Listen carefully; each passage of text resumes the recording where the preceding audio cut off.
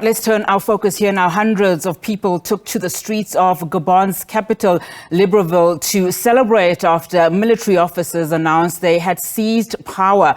The army officers in the oil-producing country have put President Ali Bongo under house arrest. This happened just after the Central African state's election body announced that Bongo had won a third term. In an overnight television announcement, a dozen senior officers declared the election results were cancelled. They also announced border closures and the dissolution of state institutions. They told the nation that they represent all Gabon's security and defense forces. Now, France condemns the coup in Gabon and wants the election results in Gabon to be respected. Military officers in Gabon said they had seized power and had put President Ali Bongo under house arrest. Now let's get the latest. Our correspondent Stuart Smith joins us live now from Paris. Stuart, thank you so much for your time. Just give us an update on how the Western leaders, particularly France, has reacted to the latest coup in Gabon. Of course, it comes hot off the heels of the coup in Niger.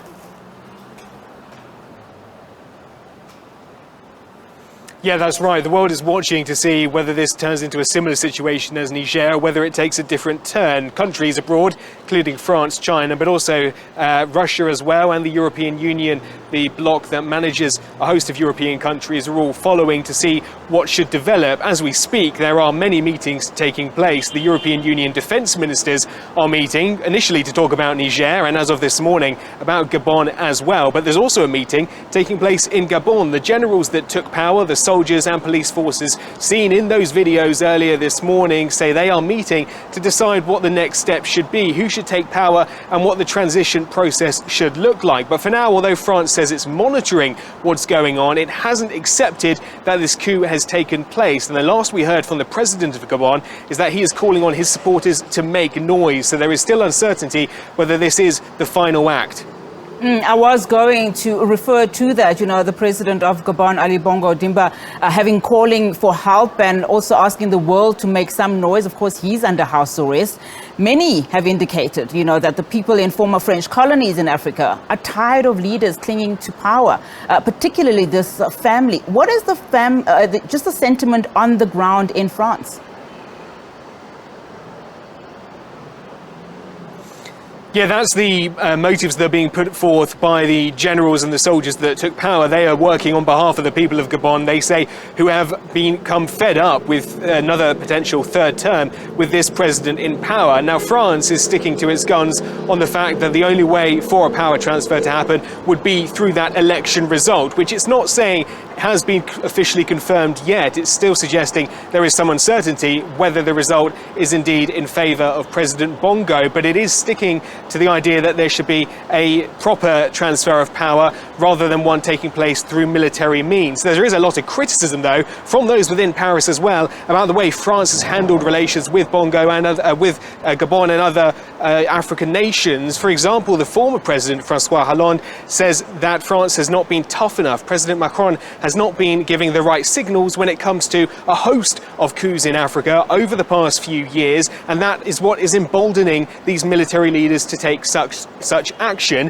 One left-leaning politician here again has said this is the fault of France's international policy rather than any problem in itself with Gabon, with France still using its powers there in Gabon and in other countries in Africa in a colonial way. The left politician here saying that that is contributing to these coups where they feel they have no other option but to take power militarily.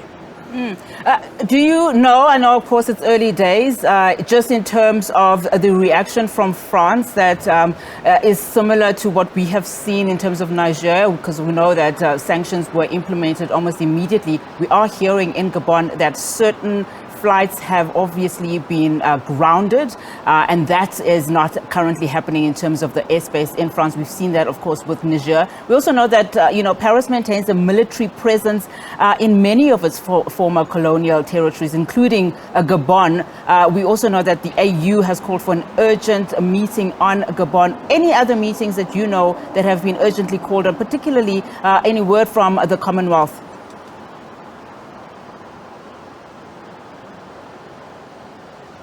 Yeah, no other meetings that I'm aware of in terms of a military response, for example, being looked at. The African Union is assessing the situation, but no one I've heard, at least in Europe, is assessing the possibility of resolving this through military means. Even in Niger, the European Union and France are not looking at forceful means there. They're still talking about sanctions, still talking about diplomacy, and still talking about trying to use political pressure in order to make a change. If this doesn't if it goes in a similar way to Niger, I think we can expect the same. It will be talk about sanctions, talk about diplomacy before getting close to any kind of military response. France does have troops in Gabon, but only about 400, and there's no indication President Macron would be willing to use those to try to make a difference to this situation.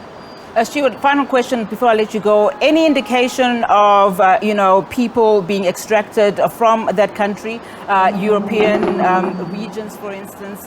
Because we know that, of course, Russia has also commented saying it's monitoring this situation very closely. But any indications of people being deported from that country?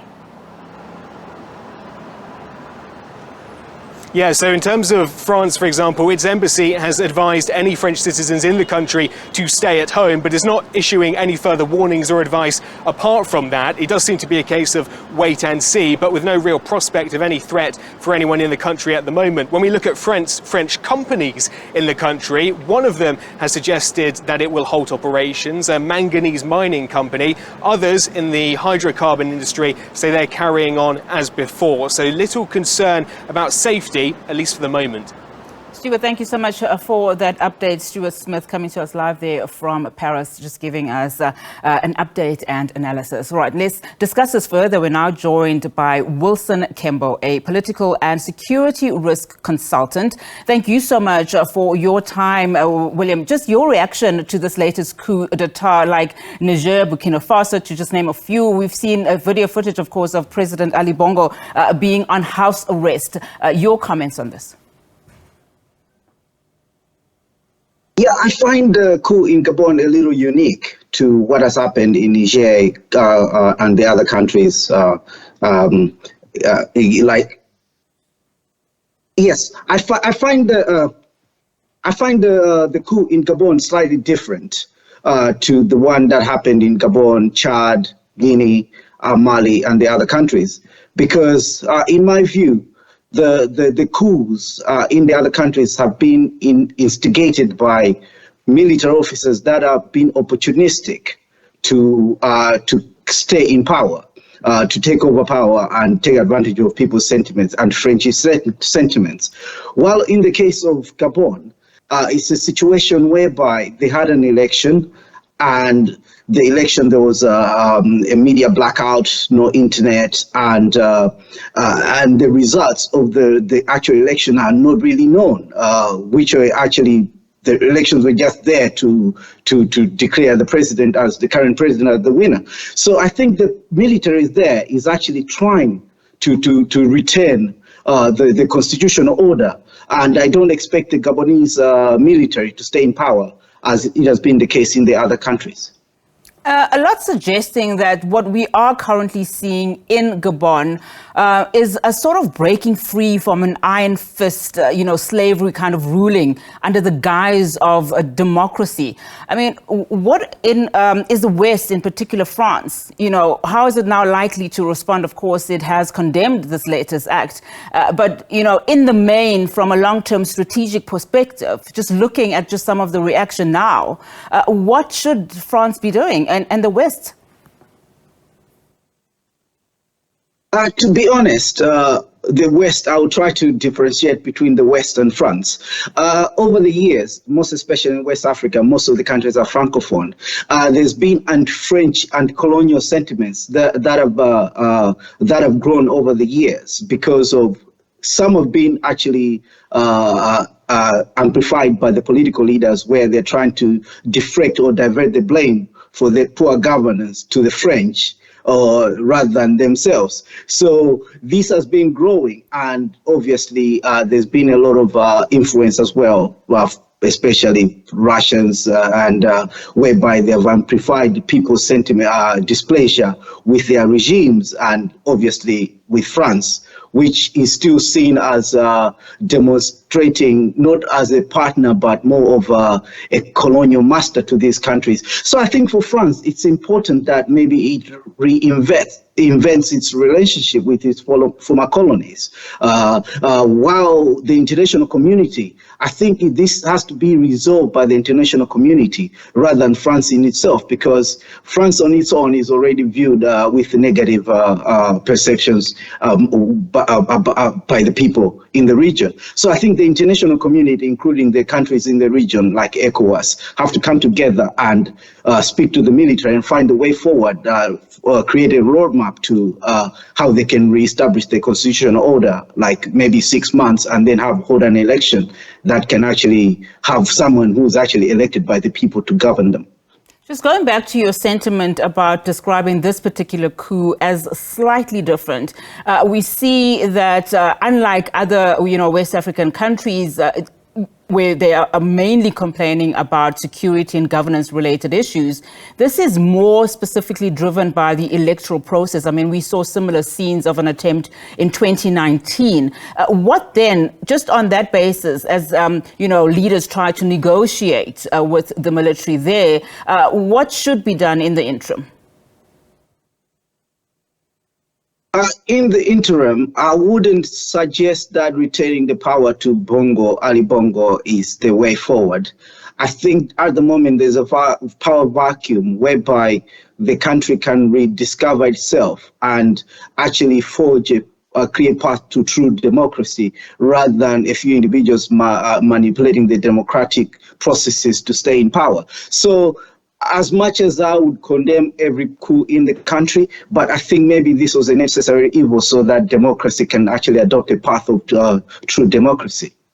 What has been, to your interest, just some of the other reactions from different countries? Because we know, China has called for the safe, passage of the president. Russia has also said that it is noting this with greatest concern. Of course, we know that there is a lot of interest in this particular country. Yes, of course. Gabon is an oil-producing country, and it's got a lot of precious metals that are important to the international community. So Gabon is very important to all the countries from within the region and across the world. So I think obviously they should be looking at the situation right now with interest. But at the same time, Gabon itself, although it's been a democracy in courts, it hasn't really been a democracy. And in my view, I believe that the intention of the military is clearly to reestablish the constitutional order, because every election since 1990, when Gabon became a democracy, have been disputed. And one family has been in power for almost over 50 years, 6 decades, one family being in power. So I don't think people can actually feel like they're actually self-governing themselves. It's become more of a kingdom rather than a democracy. So for Gabon to get back to a normal democracy where all tenets of democracy are followed, I think this coup might just maybe become a blessing in disguise for the people of Gabon to actually live in a really constitutional democracy. Yeah, at this point in time, we are hearing of celebrations, from ordinary citizens in Gabon celebrating this. But we are going to be monitoring the situation. Thank you so much, Mr. Khembo, for your time and your analysis here on the show. That is Wilson Khembo, political and security risk consultant.